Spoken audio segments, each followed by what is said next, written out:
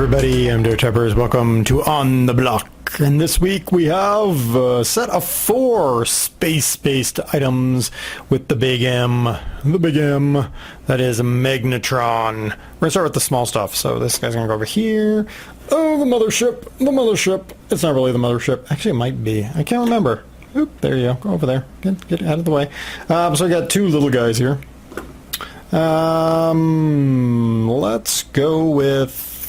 Let's go with the one that drives. Let's go with him.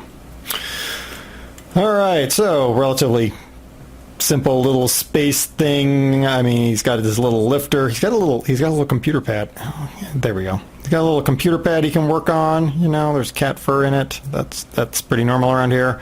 He's got his little computer pad, and he's got his little, I don't know what that, maybe his engine intakes, and his little light ups glow in the dark. I don't think it actually glows in the dark, but it's just a little moon buggy. I mean, it works well with the moon buggies. It's like a modern version of those moon buggies that I did way back in the first, I think, episode of On the Block. But yeah, a little simple. I don't know why it's not pressed down all the way, but it wasn't. Now it is. And little dude. All right, drive off, bud. Woo. All right, so another little one is this guy. Little hover thing, little flying, little. You know, he's got his little landing pads and little unit. Now, this doesn't actually have that many pieces to it because the little M along with this whole piece along the back here is actually one molded piece. So there's not as much here as you might expect. Obviously, the wings are 2 molded pieces. His chair is 1 molded piece. So basically, the bulk of this is 1, 2, 3, 4 big pieces, really. But you know, it's a little space-based flying item. I think he's supposed to be holding something in his hand, but I don't know. I don't remember. I mean, this is like, apparently this is how he controls like a helicopter. Not a helicopter, like a collective. Apparently he has a collective for controlling his flight, I assume. I don't know.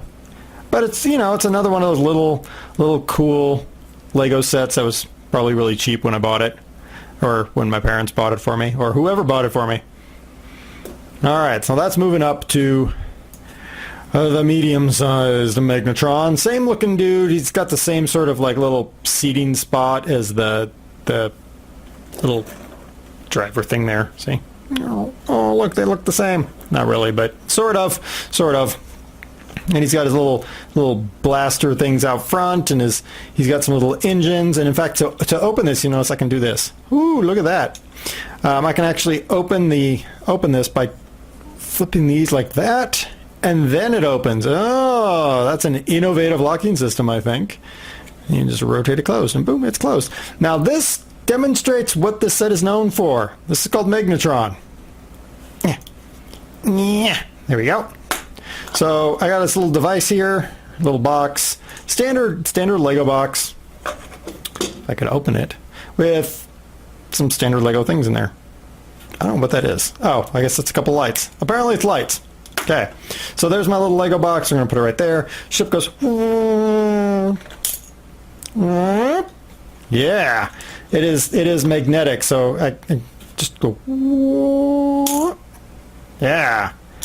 It's actually pretty strong in terms of It's actually pretty strong in terms of how far it pulls and how well it pulls. This many years later.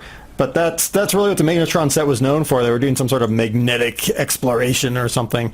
I've used these magnets in all kinds of sets, builds that I've done, and they're really handy because it allows you to perform actions you can't do otherwise because it's got the magnet. Woo. So that's the medium-sized one. That's a pretty cool one. It's a pretty cool one. Oh, and then we have the master ship, the big mama ship. So this one's a pretty fun build. I always loved these ones with the super long noses on them because you could do so much. You could make like a fighter jet out of it, or you could make like a really awesome almost X-wing or Y-wing style fighter. I mean, it almost looks like X or Y-wing kind of fighter. I mean, you can change these around and change his various attitudes of his wings, which is really cool. He's got a little blaster up front. Pew, pew, pew, pew, pew, pew, pew. And he's got this thing up here which spins around, which is really cool and stuff. And then in here, get out. he's got himself a little robot. Now, you'll notice the little robot doesn't have a head. It's because I couldn't find the piece that makes his head. It's a really normal piece, actually, and I think I broke one, and I used this guy's head on a car, because the car is for the ones that you put on like a back of a car, and it holds a light on, or a couple lights. So the robot doesn't have a head, which, I mean, I guess that's a bad thing if you don't have a head. Nope. And then we have this, which apparently doesn't actually hold, but it's a little arm, boink, like that.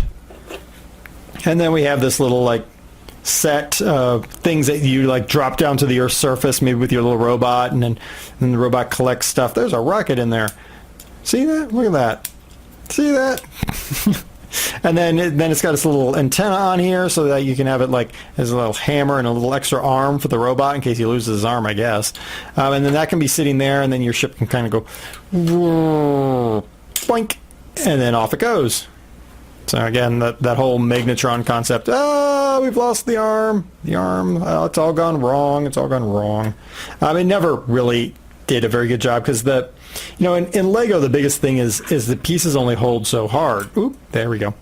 So this is a very flimsy connection for trying to articulate. See that? You pull forward, it's going to naturally try to pull like that. So I always felt this was flimsy. Whenever I was like really seriously doing Magnetron stuff, I'd always build this arm up a little bit differently. I usually inserted like a 3 here, and then I moved this back and put in and just beefed up the whole arm. And then I had to beef up the connection, because the connection point is relatively simple too. It's just that.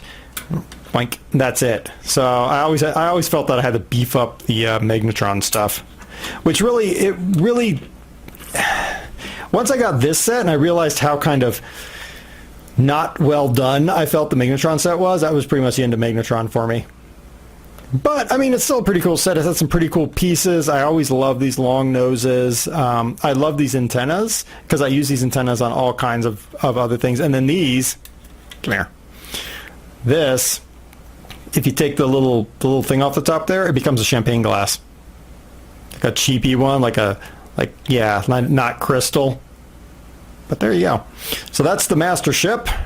And we have the medium ship here. Oop, don't crash. And we have the little baby ship, and then we have a little rover, and that's the Magnetron. Pretty cool set, I thought. I mean, until I got the big one and realized how much work I had to do to make it look better. But yeah, there we go. That's the Magnetron Lego set. DerTebbers, we're on the block. Next time, not space. I can't promise that, but more than likely that'll happen. Not space.